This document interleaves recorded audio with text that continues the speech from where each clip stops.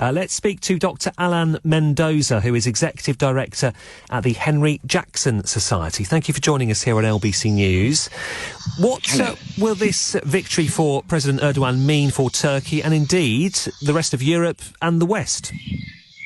Well, it's a big question, and in reality, given the path that President Erdogan was already on, which was more religion, if you like, in public life in Turkey, cozying up to Russia in the sense of not condemning the invasion of Ukraine, other spats he's getting into with his neighbours, it does see, and of course his control of the media and other activities in Turkey, it looks like it's going to be more of the same, which makes Turkey, of course, a pretty unstable partner for us in the West. Well, yes, and I mean, how will the West respond to that, do you think? What will the West do to try and respond to that?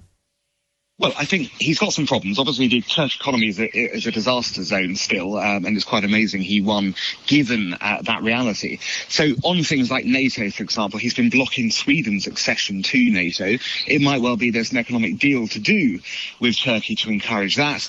But I think, everyone is quite concerned about where he might head next, because he certainly is very independent-minded, to use the phrase there. And his foreign policy could take any real turn. And the last thing you want to see, for example, is a humanitarian disaster. A lot of people were talking about migrants during the Turkey election. If he starts turning people back or alternatively funneling them to Europe, that could create a new crisis.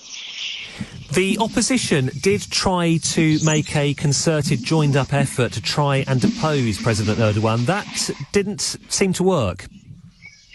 No, I think looking back on it in retrospect, they probably chose the wrong person at the top of the ticket.